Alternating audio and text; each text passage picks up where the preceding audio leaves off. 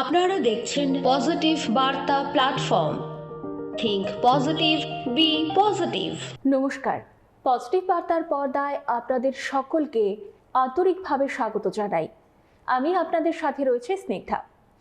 আজকে আমরা বিশেষ আলোচনার পর্ব নিয়ে আপনাদের সামনে চলে এসেছি।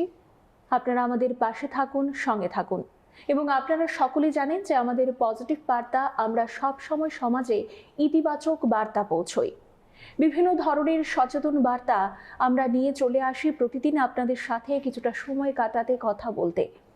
আজকে আমরা বিশেষ আলোচনা নিয়ে আপনাদের সামনে চলে এসেছি, তা হলো বিশ্ব হ্যাপাটাইটিস দিবস উপলক্ষে আপনাদের বিভিন্ন ধরনের সতর্ক বার্তা আমরা পৌঁছে দিতে চাই আপনাদের ঘরে ঘরে।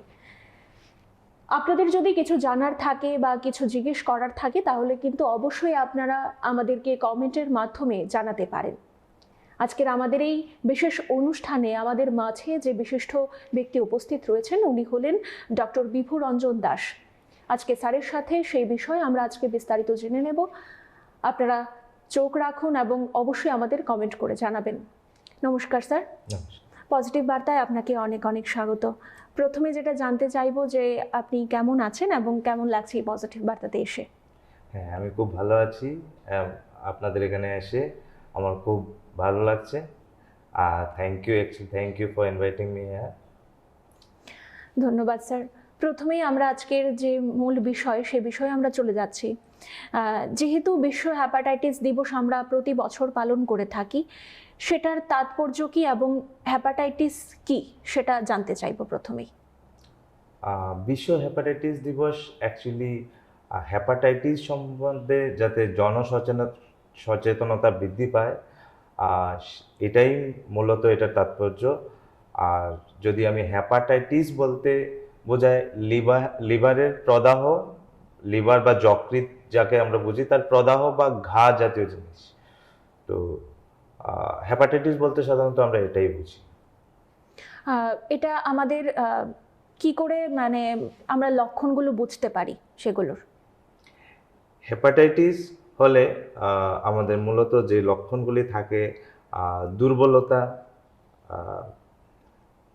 বমি বমি ভাব হওয়া, ক্ষুধামন্দ বা যেটাকে অ্যাপেটাইট লস হয়ে যাওয়া, কখনো কখনো জ্বরও হতে পারে পেশেন্টের। তাছাড়া কিছু কিছু পেশেন্টের ক্ষেত্রে পেটের ডান দিকে উপরের দিকে পেট ব্যথাও থাকতে পারে। আবার বেশিরভাগ পেশেন্টের ক্ষেত্রে দেখা যায় যে হেপাটাইটিস হলে হয়তো শুধুমাত্র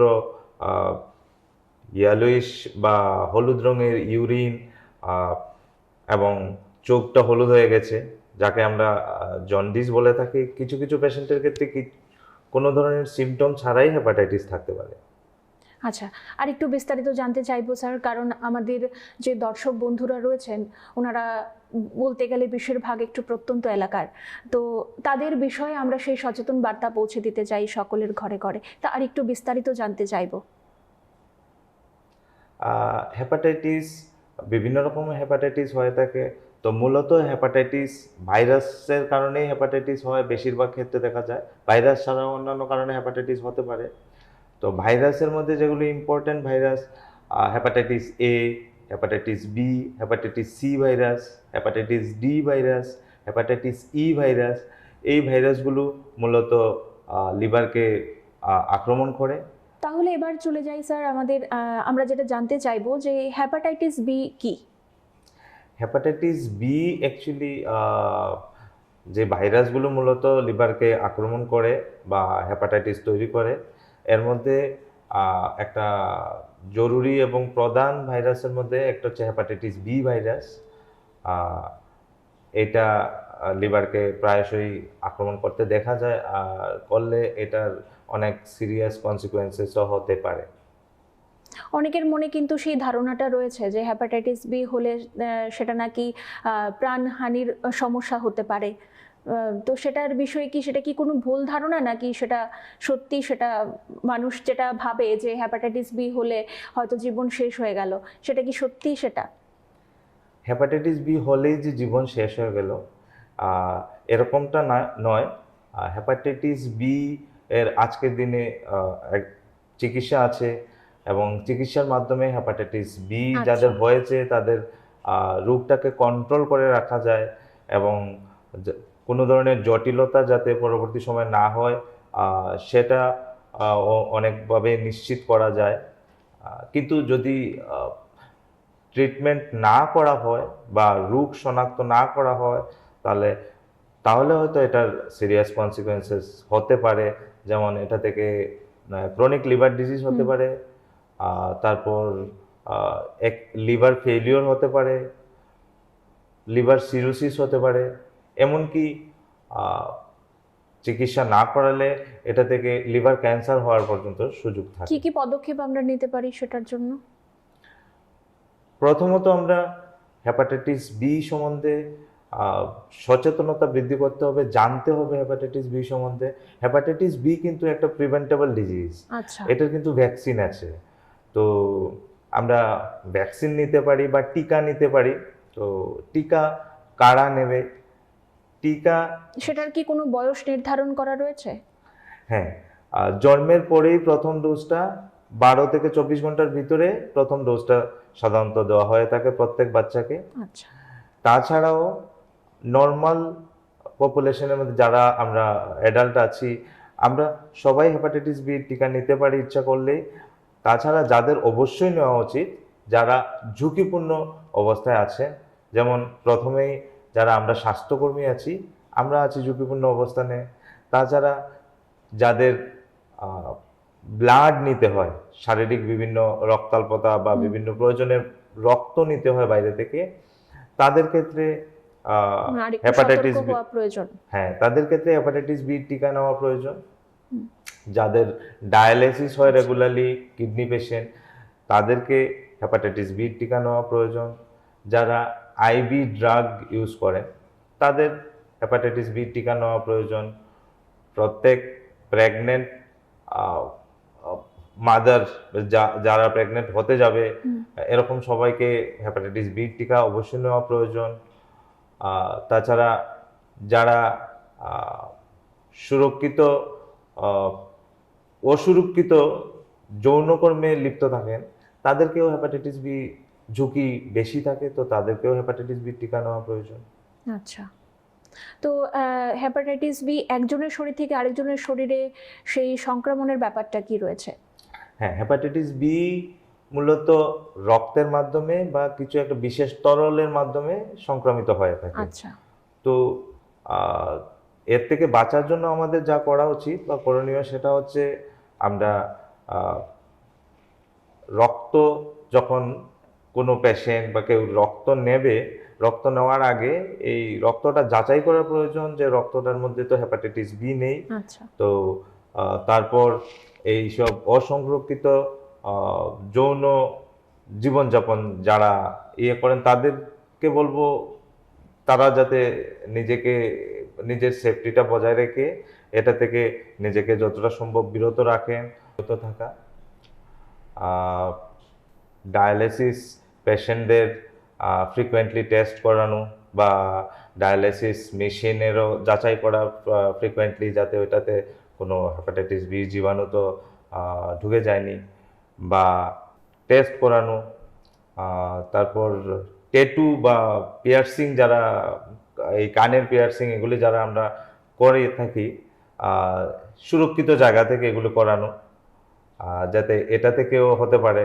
বা টুথপেস্ট বা টুথব্রাশ বা শেভিং কিট এগুলো পার্সোনাল ইউজ করার চেষ্টা করা, বা পার্সোনাল ইউজ করার অনেক সময় সম্ভব না হলেও যাতে প্রপারলি স্টেরিলাইজ করে তারপর এটা ইউজ করা হয়। অসুরক্ষিত যৌন মিলন থেকে বিরত রাখা নিজেকে। এই স্টেপগুলো নিলে আমরা হেপাটাইটিস বি থেকে নিজেকে প্রিভেন্ট করে রাখতে বা সরিয়ে রাখতে পারবো, নিরাপদ রাখতে পারবো। তাহলে স্যার এবারে জানতে চাইবো যে কোন কোন উপায়ে হেপাটাইটিস বি ছড়ায় না?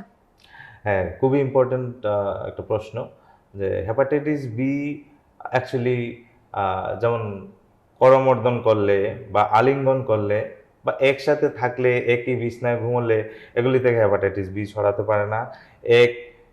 একসাথে বসে খেলে একই থালায় এক থালা বারবার বাড়ির সবাই ইউজ করলে যদি বাড়িতে একজনের হেপাটাইটিস বি আক্রান্ত রোগী থাকেন তাহলে এটা থেকে হেপাটাইটিস বি হওয়ার সুযোগ নেই। হুম। মশা কামড়ালে বা হাঁচি বা কাশির মাধ্যমে হেপাটাইটিস বি ছড়ায় না। তাই আমাদের এটা আপনাদের পজিটিভ বার্তা চ্যানেল থেকে পেশেন্টের রিলেটিভস বা বাড়ির লোকদেরও দেওয়া উচিত যে হেপাটাইটিস হয়ে গেছে তার মানে এই নয় যে আমার এই লোকটাকে বা আইসোলেট করে রেখে দিতে হবে। একদম একদম। সচেতনতা প্রয়োজন। তাহলে স্যার আমাদের দর্শকদের আপনি কি বলতে চাইবেন? হ্যাঁ, হেপাটাইটিস বি একটি মারাত্মক স্বাস্থ্য সংস্থা হিসেবে উঠে আসছে, অলরেডি উঠে এসছে, আগামী দিনে হয়তো এটা আরো ভয়াবহ রূপ নিতে পারে। কিন্তু এটার থেকে বাঁচার জন্য আমাদের কাছে একটা ভালো টিকা আছে।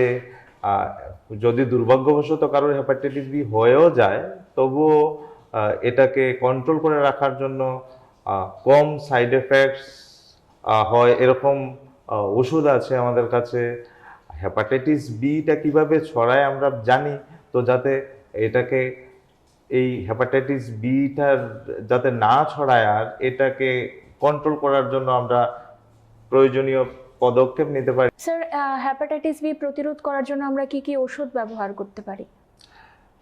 মেইনলি যে ওষুধগুলো এখন ব্যবহৃত হচ্ছে কিছু অ্যান্টিভাইরাল ড্রাগ যেমন টেনোফোবির, এন্টেকাবির, মূলত এই দুটি বেশিরভাগ ক্ষেত্রে ব্যবহৃত হচ্ছে কারণ এদের সাইড এফেক্টস বা পার্শ্ব প্রতিক্রিয়া অনেক কম, তো এগুলোই মূলত ব্যবহার করা হচ্ছে। স্যার চিকিৎসা না করলে কি সেটার জটিলতা আরো বাড়তে পারে? হ্যাঁ, চিকিৎসা না করলে অবশ্যই জটিলতা বাড়তে পারে। চিকিৎসা না করলে সবার কিন্তু চিকিৎসার প্রয়োজন হয় না। আচ্ছা। হেপাটাইটিস বি হলেই যে চিকিৎসা করাতে হবে সেরকম কোনো কথা নেই। সেটা আরো হেপাটাইটিস বি একবার ডিটেক্ট হওয়ার পর তারপর আরো কিছু টেস্ট, ভাইরাল লোড বা লিভারের কন্ডিশন কিরকম আছে রোগীর, এগুলি দেখে তখন চিকিৎসক নিশ্চিত করবেন যে ওনার চিকিৎসা প্রয়োজন নাকি আবার ফলো আপই শুধু করে যাবেন। তো অনেক ক্ষেত্রেই দেখা যায় কিন্তু আমাদের হেলদি অ্যাডাল্ট যারা আছেন তারা আমাদের শরীরের যে অনাক্রমতা শক্তি, ইমিউনিটি যেটাকে আমরা বলি, নিজেদের ইমিউনিটি অনেক সময় এই ভাইরাসটাকে নিজে থেকেই নির্মূল করে দেয়, তো তাদের ক্ষেত্রে চিকিৎসার প্রয়োজন হয় না। আচ্ছা। তো যাদের ক্ষেত্রে চিকিৎসার প্রয়োজন হয় তারা যদি চিকিৎসা না নেন তাহলে জটিলতা দেখা দিতে পারে, এমনকি লিভার ক্যান্সারও হতে পারে। আচ্ছা, এবারে জানতে চাইবো যে গর্ভবতী মায়েদের যদি কোনো কারণে যদি হেপাটাইটিস বি হয়ে থাকে সেটা কি কোনো সন্তানের পক্ষে কি কোনো সমস্যা দেখা দিতে পারে? হ্যাঁ, চিকিৎসা না করলে বা ডিটেকশন না হলে অবশ্যই হতে পারে, কিন্তু সাধারণত কোনো মহিলা যখন গর্ভবতী হন তখন একদম প্রথম দিকেই এইচবিএস অ্যান্টিজেন টেস্ট করা হয়। আচ্ছা। হেপাটাইটিস বি আছে কিনা সেটা ডিটেক্ট করা হয়। তো যদি হেপাটাইটিস বি থাকে তখন দেখতে হবে যে এই বর্তমানে মায়ের কি চিকিৎসার প্রয়োজন রয়েছে কিনা। যদি মায়ের চিকিৎসার প্রয়োজন থাকে, যদি চিকিৎসা পাওয়ার ক্রাইটেরিয়া গর্ভবতী মা ফুলফিল করেন তাহলে মাকে চিকিৎসা করা হয়, আর না হলে 28 সপ্তাহ পর্যন্ত অপেক্ষা করা হয়, তারপর চিকিৎসা শুরু করা হয়। সেই চিকিৎসাটা কিন্তু বাচ্চার মধ্যে যাতে ভার্টিক্যাল ট্রান্সমিশনটা না হয় হেপাটাইটিস বি সেটাকে প্রতিরোধ করার জন্য আগে থেকে সেটার প্রিপারেশন নেওয়া শুরু হয়ে যায়। এক্স্যাক্টলি। আচ্ছা, তো সেটা নিয়ে আপনি দর্শকদের কি বলতে চাইবেন? হ্যাঁ, প্রত্যেক গর্ভবতী মায়ের অবশ্যই অ্যান্টিনেটাল চেকআপে আসা উচিত, এবং সেই অ্যান্টিনেটাল চেকআপে আসলেই অবশ্যই অন্যান্য স্ক্রিনিংয়ের সাথে সাথে হেপাটাইটিস বি এর স্ক্রিনিংটাও হয়ে যাবে। এবং যারা মূলত প্রত্যন্ত অঞ্চলে থাকেন তারা অনেক সময় দেখা যায় যে প্রপার টাইমে অ্যান্টিনেটাল চেকআপে আসেন না, তো তাদের আমি বলবো যে যারা সচেতন আছেন আপনারা, যারা সচেতন নয় তাদেরকে সচেতন করুন, উৎসাহিত করুন যে আপনি গর্ভবতী হয়েছেন, অবশ্যই ডাক্তারের পরামর্শ নিন। কোনো ধরনের জটিলতা বা কোনো হেপাটাইটিস বি বা আরও জটিলতা কিছু আছে কিনা আগে থেকেই যদি এগুলিকে আমরা প্রেডিক্ট করতে পারি, তাহলে অনেক কিছুই পরবর্তী সময়ে প্রিভেন্ট করা সম্ভব। বা যদি কোনো মহিলা হেপাটাইটিস বি থাকে, যাতে নবজাতকের মধ্যে যাতে সেটা না ছড়ায়, ট্রান্সমিট না করে, তার জন্য আমরা আগে থেকেই চিকিৎসা শুরু করতে পারি। এবং নবজাতককে জন্মের পরেই ইমিডিয়েটলি আমরা হেপাটাইটিস বি ভ্যাকসিনের সাথে সাথে হেপাটাইটিস বি ইমিউনোগ্লোবুলিন দেওয়া যেতে পারে। আচ্ছা, এর মাধ্যমে বেশিরভাগ সময় দেখা যায় এই ট্রান্সমিশনটা আটকানো সম্ভব। আচ্ছা আচ্ছা স্যার, এবারে জানতে চাইবো যে পরিবারের মধ্যে যদি কেউ যদি হেপাটাইটিস বি কারোর হয়ে থাকে, তাহলে পরিবারের যে লোকজনেরা কি সতর্কতা অবলম্বন করতে পারে সেটার জন্য? মূলত পরিবারের যারা থাকবে তারা সবাই আগে টেস্ট করাতে হবে নিজেদের হেপাটাইটিস বি আছে কি না। যদি থাকে তাহলে চিকিৎসকের পরামর্শ অনুযায়ী চলতে হবে। যাদের চিকিৎসা প্রয়োজন তারা চিকিৎসা হবে, যাদের চিকিৎসা প্রয়োজন নেই তারা ফলো আপে থাকবে।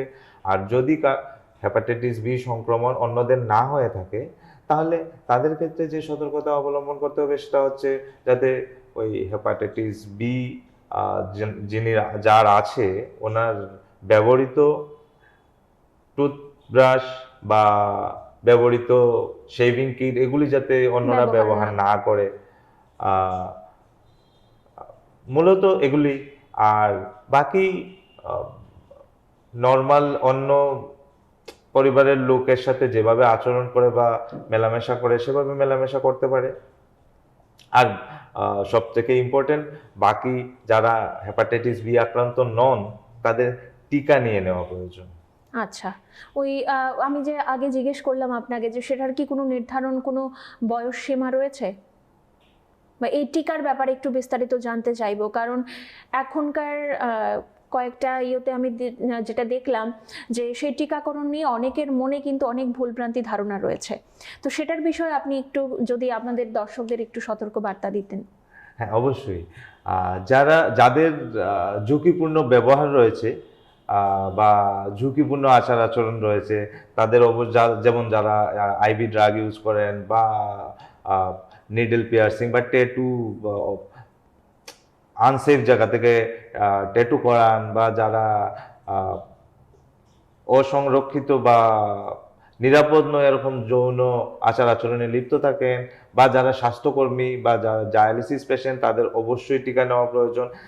এছাড়াও প্রত্যেকটা যাদের হেপাটাইটিস থাকুক বা না থাকুক, প্রত্যেক নবজাতকের জন্মের 12 থেকে 24 ঘন্টার ভিতরে হেপাটাইটিস বি টিকা অবশ্যই নেওয়া প্রয়োজন।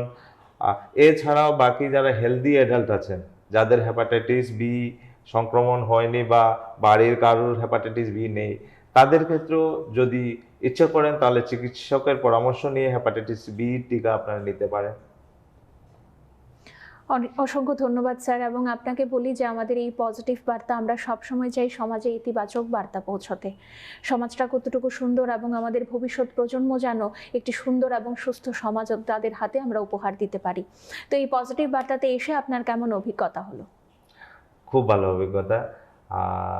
এরকম একটা ইম্পর্ট্যান্ট ডিজিজ বা রোগ নিয়ে সমাজে আমার যদি কিছু পজিটিভ বার্তা যায় মানুষের মধ্যে, তাহলেই আমাদের এই আলোচনার সার্থকতা আসবে।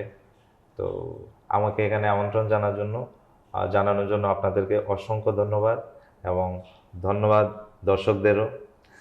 সবাই ভালো থাকবেন, সুস্থ থাকবেন, লিভারের যত্ন নেবেন, এবং ঝুঁকিপূর্ণ আচার আচরণ থেকে নিজেকে বিরত রাখবেন। আবারও সবাইকে নমস্কার, ভালো থাকুন, সুস্থ থাকুন।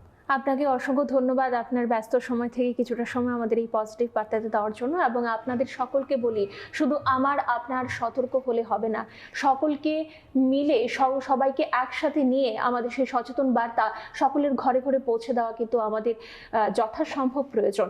এবং তার জন্য কিন্তু আপনাদের সহায়তা আমাদের খুবই প্রয়োজন, কারণ আপনার একটি ভিডিও শেয়ারের মাধ্যমে আমাদের এই পজিটিভ বার্তার বিভিন্ন সচেতন বার্তা সকলের ঘরে ঘরে পৌঁছে যাবে।